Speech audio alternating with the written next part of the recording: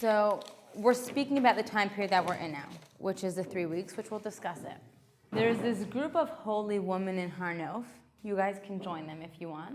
Every Wednesday night at 8:30, you guys can totally come. They go to the kotel. 8:30, they have a hasa'ah, which is like a little minivan. It drives them right to the wall, right? Because it's really frustrating to get there sometimes. Drives them right to the wall, and then we're there for 40 minutes, half hour, 40 minutes, and it drives them right back. How much is it? It's like between 20 25 shekels. How do I do it? You call me, I'll go. I try and go. These women have been going for over 20 years. I'm the youngest one there. They have been going for over 20 years. Rebbetzin Heller used to go with them. I went with them last night. And I'm sitting there at the kotel. And I'm davening. And we know the kotel is a relationship. It's not like you go there once and you just have this great epiphany, right? It's not that the first time I went there, I'm like, oh, it's a wall. I remember I was driving with my family through the old city, bless you, and I kept saying to my dad, is that it? Is that it? Because everything looks like the kotel, because it's just called Jerusalem stone, right? And then when I got to the wall, I'm like, oh, this is a wall, right? So it takes time to build up the relationship. And as I'm sitting there, I happened to be particularly busy last night, and you've all been there, the kotel, yeah? And I'm sitting there, and you can't help but hear this woman crying, right? And this one's sobbing. And there's always that one woman who's screaming, right? And you just look up at the wall. This was 9 o'clock at night, 9:15 at night. You just look up at this wall, and there's not a crevice without a paper in it, without a little note in it, right? There's not one crevice without a note in it. And I saw this all the way on top, and I was literally thinking, maybe I should have been concentrating more on my tefillah, but I was literally thinking, how the heck did that even get up there, right? And as I'm sitting there trying to daven, trying to talk to God in my own words, and then reading from the Tehillim, I was like, I'm teaching this tomorrow. That's what we're speaking about. What is it about the kotel? Why do people care so much? Why is it that you can take someone who is, for lack of better words, totally emotionally constipated, and you bring them to the kotel and they just can't hold back the tears? Why is it that that's what the Arabs are trying to get from us for all of who cares? It's a wall. The time period that we're in now is called the 3 weeks. This period, we are now in Tammuz, right? We just had a fast day this past Sunday called the 17th of Tammuz. That started this 3-week period. The 3 weeks end on what fast day? Yeah? Tisha B'Av, right? Which means the 9th of Av. Shiv Asar b'Tammuz is just Shiv Asrei, which means 17. The 17th of Tammuz. And Tisha B'Av literally just means Tesha, right? Tesha Esar. The 9th of Av. Okay? It starts with a fast day, ends with a fast day. The Tammuz and Av, the astrological signs for them, right? Judaism believes in these astrological signs. We really used to go according to them. We don't necessarily believe nowadays people know how to interpret them, right? But the astrological sign for Tammuz is a crab, right? Crabs pinch and hurt and are painful. And the sign for Av, right, which is Tisha B'Av, which is when the 3-week period ends, is a lion, an encounter with a raw force. It's a painful time. It's a painful time. This time period is called Bein HaMetzarim. Bein HaMetzarim means between the constraints, right? Meitzar, I can't remember the word, but Meitzar is the same word as Mitzrayim. Meitzar, Bein HaMetzarim means between the constraints. Mitzrayim, we have Yitzias Mitzrayim, that's what Passover is, celebrating leaving Egypt. What's Mitzrayim? What does Egypt mean? What does exile mean? It means when Meitzar, it means when we are Meitzar Yam, constriction of the sea. Sea, water, ocean. Ocean is infinite potential. Mitzrayim, Meitzar means constricted. When is someone in exile? Every year by Passover we say, you have to see yourself as though you escaped Egypt. You went through Yitzias Mitzrayim. I didn't go through Egypt. I didn't go through Auschwitz, right? Maybe they have some sort of understanding of it. What's the connection? Everyone has their Mitzrayim, right? Everyone has their place of constraint, their place of restriction. This time period is called Bein HaMetzarim. Stop me if you have any questions. We're all together? Yeah. No, you're smiling. Yeah. Why are you smiling? No, I'm going to be confused with the Hebrew. Okay, this time period is called Bein. Let's see if I can write it in regular. Bein Meitzarim. Okay? Okay. Bein ha-meitzarim. I appreciate the question. I want people to stop me when they don't understand. I do not like soliloquies or monologues. Bein ha-meitzarim, which means between the constraints, right? Meitzar is the word for constraint. Meitzar. This is the same word for Mitzrayim, right? Mitzrayim, we're familiar with Mitzrayim. It's Egypt. Right? That was just a side point. I went off a little bit of a tangent. What does it mean we had Yitzias Mitzrayim? This means constraint. Meitzar. It also means tzar, which is pain, but Meitzar means constraint. When someone is in exile, which is what Mitzrayim was, when someone is under oppression, what does it mean they're under oppression? It means when one's self is lost to something else or to someone else. So it means when you're constrained. When do I feel personally in exile? I feel like when I have no self, right? You feel in pain. It's almost like, this is like super simplifying it, but when you're talking to someone and they're like, oh, this is what you mean. And it's like, no, that's totally not what I meant. Like, yeah, I get it. And you feel like, you're following me, right? You feel like it was like totally over your head, like they didn't get you. Why? They just totally like constricted you, right? Does that make sense now? The word meitzar? Kind of. What? Kind of. Oh, tell me, let's speak it out. No, let's just continue and then I'll try to like... Okay, let's do it. All right. So that was just a side point. The point is just that bein ha-meitzar means between the constraints. This is a time period of constraint. I'm going to get Rebecca to when the times actually. This is a time period of constraint. Constraint, restriction, right? We say, Kol ha'olam, you know the song, Kol ha'olam kulo geshet tzar ma'od. The whole wide world is a very tzar ma'od, narrow bridge. Tzar, meitzar, narrow. A constriction doesn't necessarily mean negativity, right? We use constriction also for positivity. For example, hydraulic power plants, or a garden hose, or rockets, right? They all use constraints to squeeze out more power, more velocity from whatever it is that is constraining, right? Pain, constraint is used as a tool. That's what we're trying to understand. Now, 1 second. Mrs. Gersht, you're saying that this is a hard time for us, this is a painful time for us, but at the same time, restriction can be a positive thing. How is this positive? We're all on the same page? Yeah? Tell me why. Don't be shy. There's no such thing as stupid questions. There are only stupid answers. So if anyone's, it's me. Don't worry. I don't see the connection between constraint and exile. You don't get who can explain it? Thank you, Tova. So let's say you're basically in a box, meaning if someone takes away from something you're very connected to, you're constrained. You can't be your full self. So you're basically in between something. You're not really there. You're not really here. Imagine you explain how you're talking to someone, right? But they don't understand you, and you're basically and they basically label you or they put you in a set definition. You're like, no, but that's not me. You feel constrained. It's like a pressure kind of.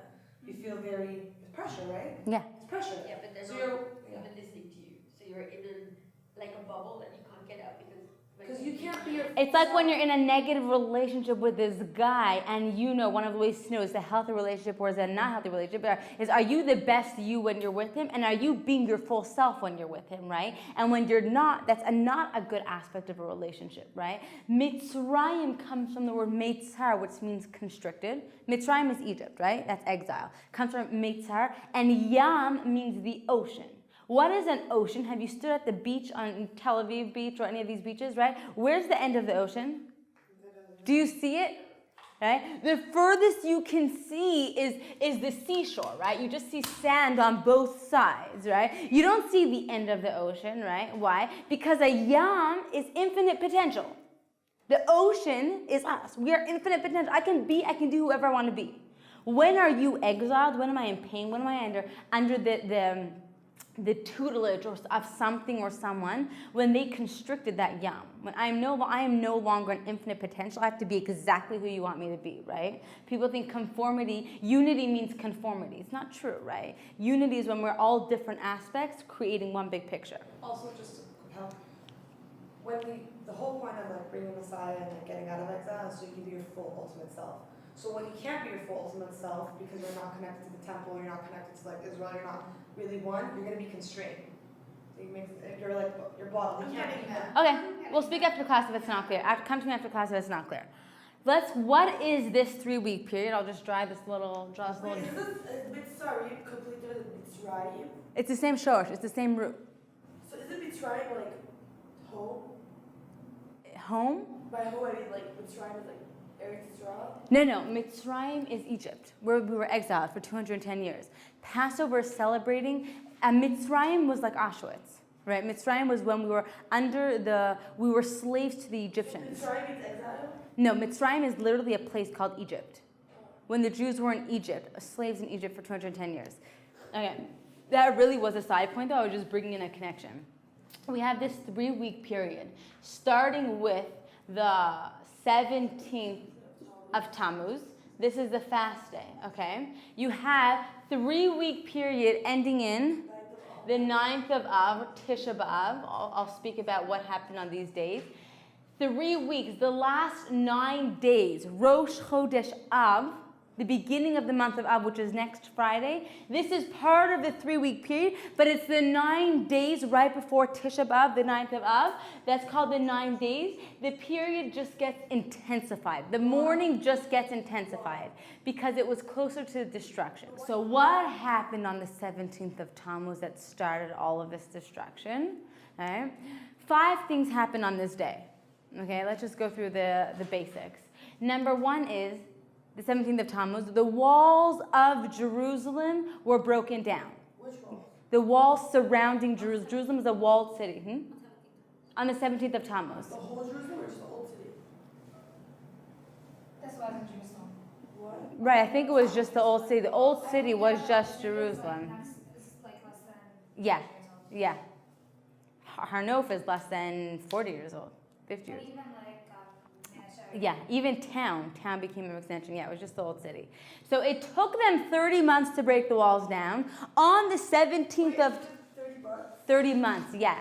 There's like a crazy book by Aryeh Kaplan about it, which is like they kept breaking down the wall and the Jews inside were kept building up more walls and more walls and more walls.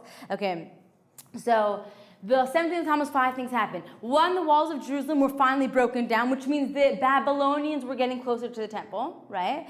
2, the Jews at that time were forced to stop bringing korbanot, which are sacrifices, in the Beit HaMikdash, in the temple, because there were no more sheep. 3 is a posthumous, who the Talmud doesn't really explain who he was, but he burnt a Torah scroll, right? 4 is an idol was placed in the Holy Temple at that time, right? And 5 is when Moshe Rabbeinu came down from Har Sinai the first time, and he saw that the Jews were worshiping the golden calf, he broke the luchos. That was on the 17th of Tammuz. What happened on Tisha B'Av?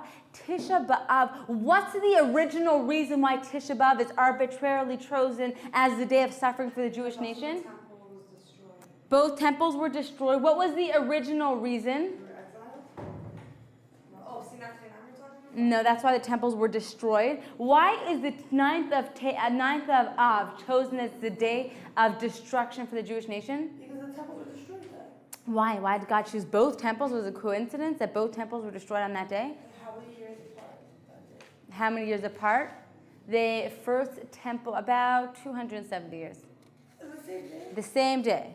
When the Jews were in the desert, the heads of the tribe said, listen, this is 2 years into traveling the desert. They said, listen, Moses, we're kind of interested in this land that you're taking us to. Let's just go check it out beforehand. And Moses was like, I don't know, why didn't you check it out? We're going to Israel, man. This is like the land flowing with milk and honey. Why do we need to go there? And they're like, no, we got to check it out. So Moses said, okay, go check out the land, right? And 12 men went, 1 from each tribe. There were 12 shvatim, right, 12 tribes.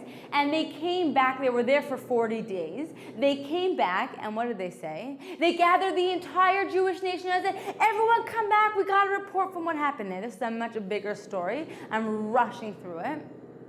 They said, it's a land that they eat their inhabitants, right? We were like grasshoppers in their eyes. We were tiny. And the entire Jewish nation sat there crying and crying the entire night. Say, God, we don't want to go into Egypt. We don't want to go into Eretz Yisrael. Take us away from there. We don't want to go there, right? And what did Hashem say? First of all, there were two people who said it's not true, it's a great land, Yoshua and Caleb.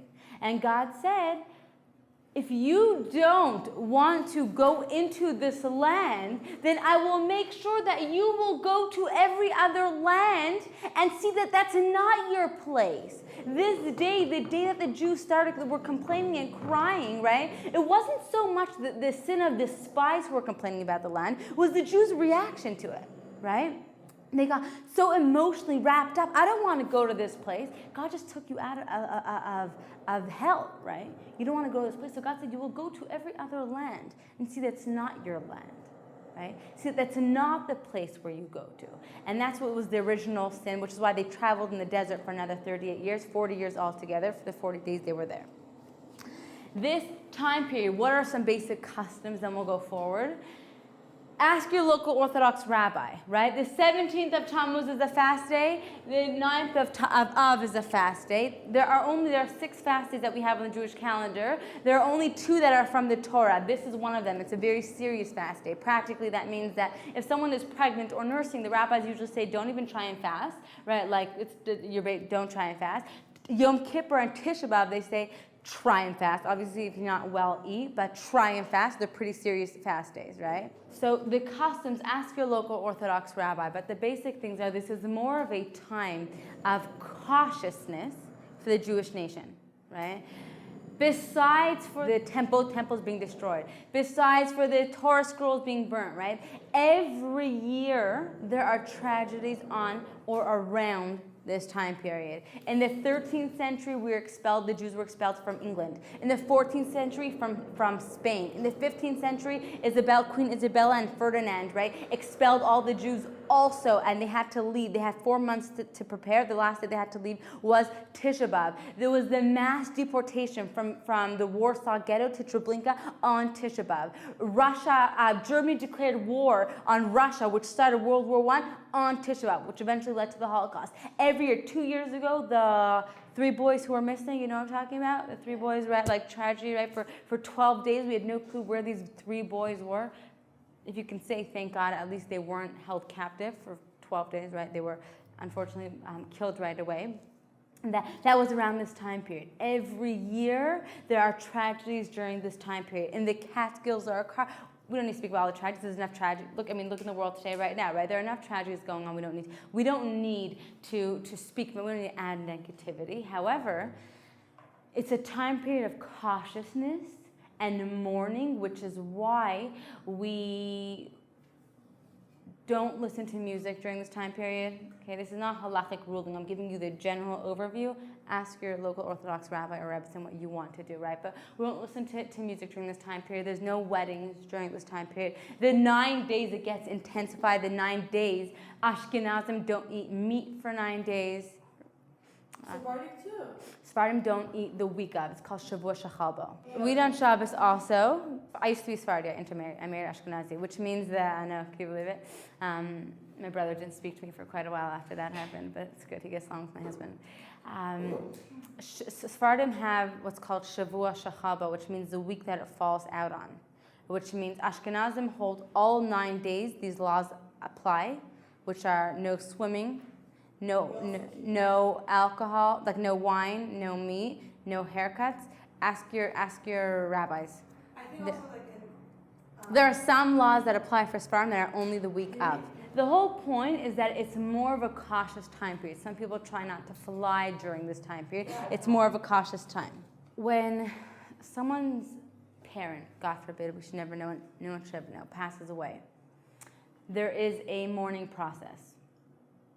What's the mourning process called? Shiva.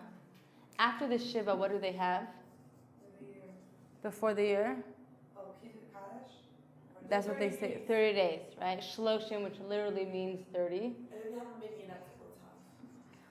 Yeah, that's the Shiva. Shiva Shloshim. And the year of mourning. We should never know. Shiva literally means lashevet, to sit. They sit for 7 days. People come to them, right? They comfort them, they really just listen to them. You're not supposed to say anything when you go there. Then you have what's called shloshim, which are the 30 days from when they passed away. Certain laws still apply. Then you have the year of Avelos. The year of Avelos, the year of mourning, can't accept presents, you don't listen to music, you don't go to simchas, right? You don't go to festive like weddings, right? There are ways to go around. I was once at a bris, a circumcision, a friend of mine.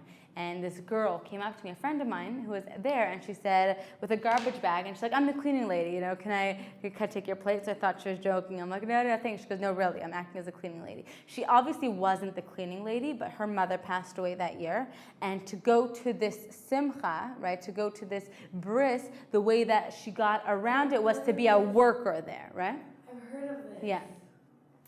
So, Shiva Shloshim, the year of Avelos, parallel Tisha B'Av, the 9 days, the 3 weeks.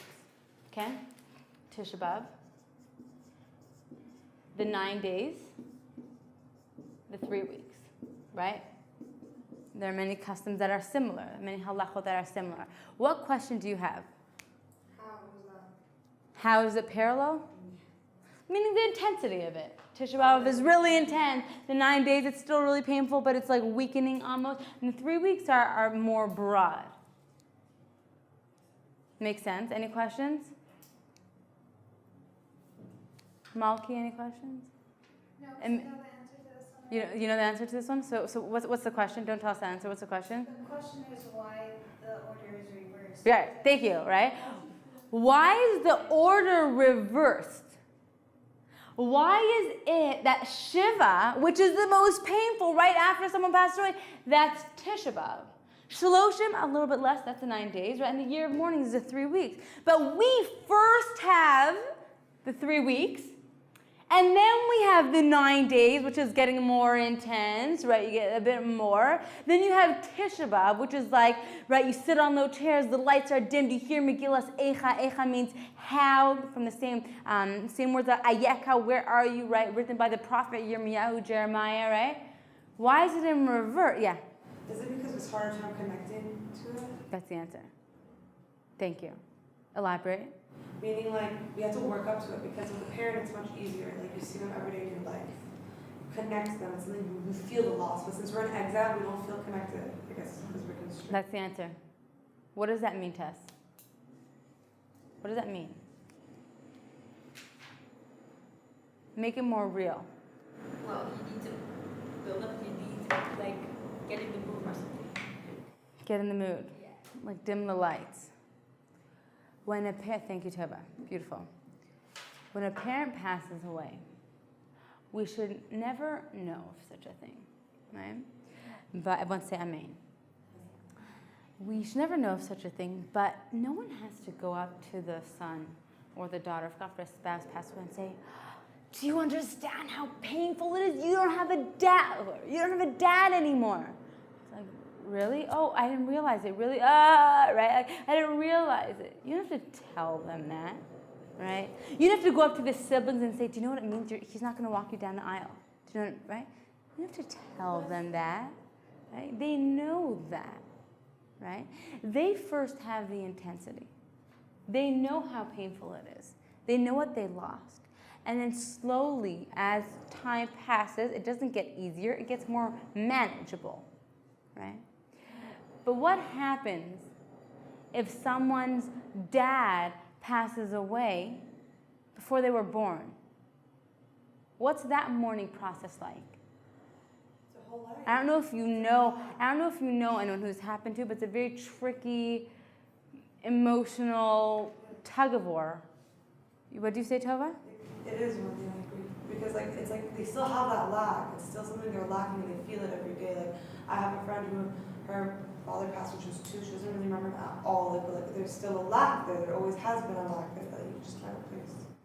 There's a lack there, you can't replace it, but you almost don't, in the beginning, you don't know what, you don't know. You're a small child, you think it's a normal. You don't know what it's like, right? If someone who grows up in an insane asylum, right, to them they're normal. They come out of the hospital, like everyone is crazy, right? We were all used to whatever, like every family has their own like funky things that when you go out into the real world or when you get married and your spouse is like, that's not normal. You're like, oh really? My whole family does it, right? So we have many of those in my family, right? So you think this is normal, right? This is all that I know. So in the beginning, that's all that you know. I don't know, like what I don't have that, so right?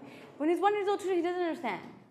When he's 4 years old and his friends' dads start coming to his baseball game because he's on the baseball team, he's like, Mom, where's my dad, right? I have a cousin, Baruch Hashem, she got remarried and she's super happy.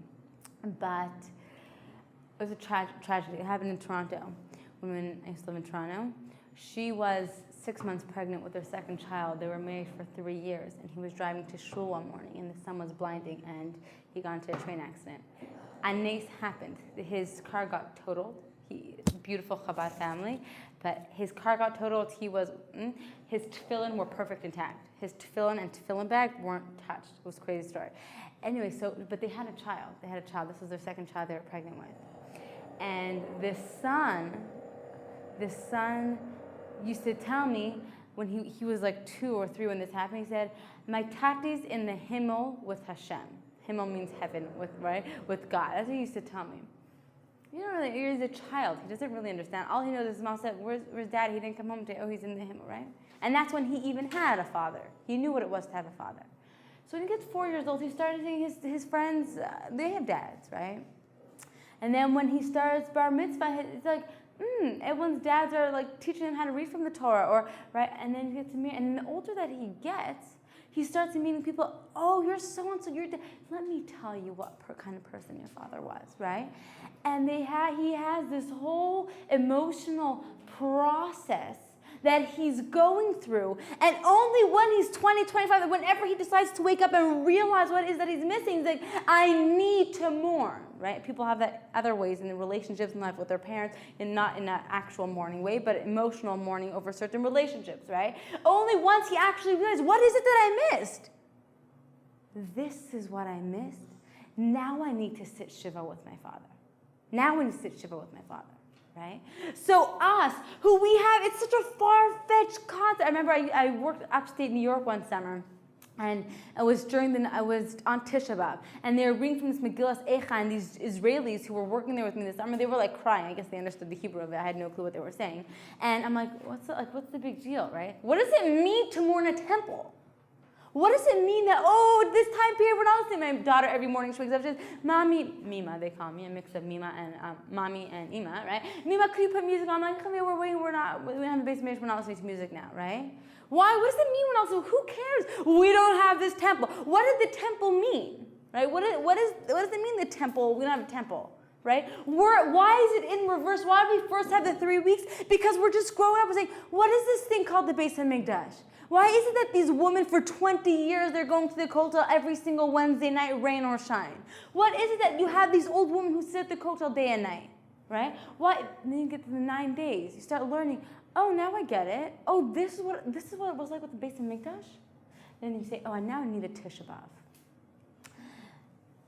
It says in the Talmud that Yirmiyahu, who was a prophet, a Jewish prophet, he was once crying over when he saw the temple being destroyed. He saw the temple being destroyed, and he was crying. And Plato came up to him and he said, you, such a wise man, I heard the Jews have some wise men to them. Why are you crying over the past, over bricks and mortar, right? Wise people cry over the future. They don't cry over the past. And he said, you're a wise man, Plato. I'm sure you have some questions. He says, I do have questions, but I don't think anyone can ever answer them. And he says he asked him question after question after question. And Yirmiyahu gave him answer after answer after answer. And he said, it's because of these rocks that I have these answers. And he said, well, can you tell me what's in these rocks? He said, you cannot understand the meaning of crying over the past. Right? Napoleon Bonaparte, when he was going to take over a certain city in Europe, he got there and he saw everyone wearing, right, you're meant to wear like tattered clothes or, use your discretion, right? And they were mourning. And he turned to someone and he said, which big person died in this town? And he said, actually no one died, but their temple got destroyed. And he said, when? I didn't hear about it. It wasn't on the news. When did this happen? He goes, no, this happened about 2,000 years ago. Right? And he said, a nation that's still crying 2,000 years after their temple got destroyed, over their temple getting destroyed, they will never get destroyed. He didn't take over the city. Reb Shlomo Carlebach. You familiar with him? Right? Yeah? He's amazing. The last story he told before he boarded the flight where he had a heart attack and passed away, he was leaving England. He was at the airport, and he turned to this rabbi who was with him, and he said, Reb Yehoshua. Yeah, he said, do you want to hear a story? Yeah, I want to hear a story. He said, my friend who was in the camps told me this. There was this holy Yid named Yassi. Everyone called him Reb Yassi, who was in Auschwitz. And he was a simple Jew who did his work every day in a simple manner. And he would just walk around mumbling Tehillim all day long. And he would number his days. He would count his days according to how many times he finished saying the whole Sefer Tehillim, a psalm, which is 150 chapters. It was Hanukkah time. It was the first night of Hanukkah. And Reb Yassi, this holy Yid, who was like you hear these stories in each camp. There was that pillar, right? This pillar, it was the first night of Hanukkah.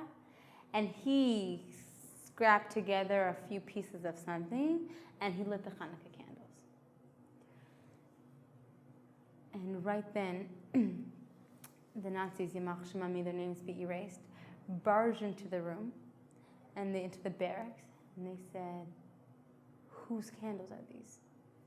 And no, everyone was silent. They said, tell me whose candles these are, or I'm going to kill everyone in this camp. And Reb Yassi stood forward and says this man to Reb Shlomo Carlebach, I never saw him stand straighter in his life than I did at that moment. And he said, these candles are mine. And they took him outside, and that was the end. Says this man to Reb Shlomo, I wouldn't tell you this if I wasn't there and a witness to it with my own eyes. Those candles burnt for the rest of Hanukkah. For 8 days straight, they stayed lit. Wait, did they kill you? Yeah. For 8 days straight, they stayed lit. Reb Shlomo turned to this English rabbi, and he said, that's the story of Reb Yassi, and that's the story of the Jewish nation. That's the story of the Jewish nation. Why are we still crying over this temple? Who cares? It's in the past.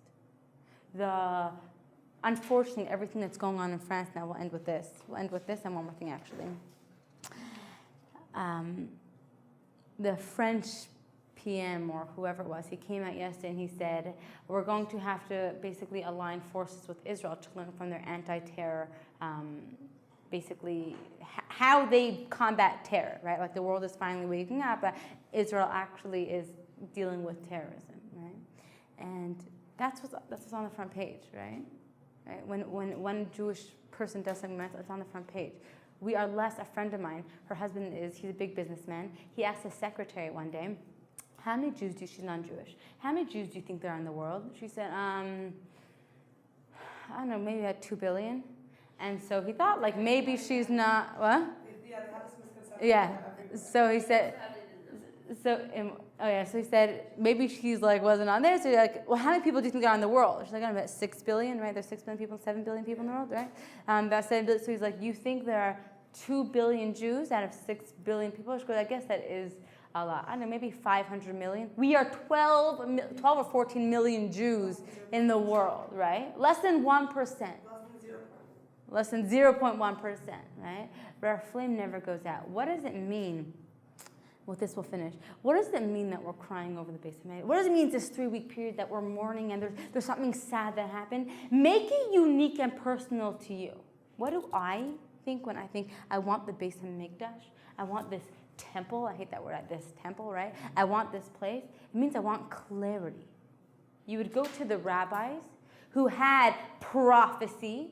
They will look at you, or you'd ask them, they would look at you and tell you what you need to work on. You'd ask them a question, they answer with complete clarity. Nowadays, you go to a rabbi, you know how many girls tell me, I can't speak to rabbis because I don't trust any men, let alone rabbis? I don't need to tell you because I don't like spreading negativity. The unfortunate amount of stories, proportion-wise, it's actually a percent of a percent, but it's not about the quantity, it's about the when it actually happens. I have rabbis who do bad things, but I trusted him. And he's a rabbi. What does that mean? What do I think when I say I want clarity. I want to be able to trust another Jew. I want unity. Right? I want us to all be connected, not a bunch of fragmented pieces living all over the world, and all we see is our judgments that we project onto other people. So during this next, it's 2.5 weeks. During this next 2.5 weeks, make it personal, unique to you. Of what does it mean that I don't have the Beis HaMikdash? What does it mean that we're doing these days anyways, right? That power comes down. The days themselves have energy. What does it mean at this time period? Is it a little like coincidence, right? That like coworker. It means like two, someone who like you work with. If something happens more than once, more than 2 times, start thinking maybe it's not a coincidence. Every year things happen during this time period, right? And the month, the saddest month of the year is called what? What's the month called? Tisha B'Av. What does Av mean? Abba? Abba. Ima? What? Ava? Abba, father, Av. Abba is a father. The saddest month of the Jewish year is called Av. It's called father. Do some other month. Why the saddest year, right? The saddest month, right? We'll finish with that. Have a wonderful day.